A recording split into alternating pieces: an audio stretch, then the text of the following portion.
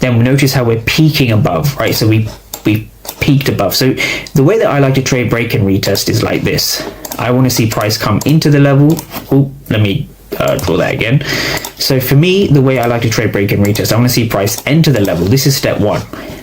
I want to see price breaking above the body, breaking above the level with a candle closure. This is very important, right? Because a lot of people, even me in my old days, I would have gone short over here. There's a fair value gap. I would have entered off the fair value gap, stop loss below here, and I would have I would have taken a loss and I would have been confused, right? So if you're taking losses like this, it's because you didn't understand fundamentally what was going on here, right? So this is what I'm going to be going through. This is the main reason the market moved up today, right? So in fact, I'm going to bring them next to each other, right? So this is an unnecessary loss to take, and the reason you take it is because you're not using order flow at key levels, right? So let's break this down.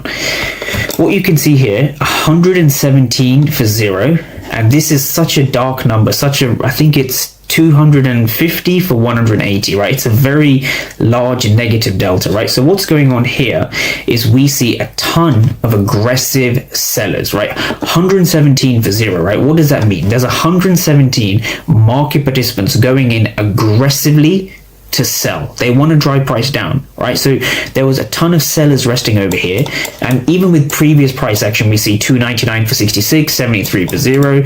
We see a lot of this negative delta below the zone. The question now becomes, were these sellers actually successful, right? Because every time we have a spike of aggressive sellers, especially here, we seem to be moving up, up, up. So were the aggressive sellers successful? The answer is no. Okay, so this shows us that buyers have to be in control, right? So how would I approach this, right? Where would my entry be? Because I get questioned about this, right? So for me, an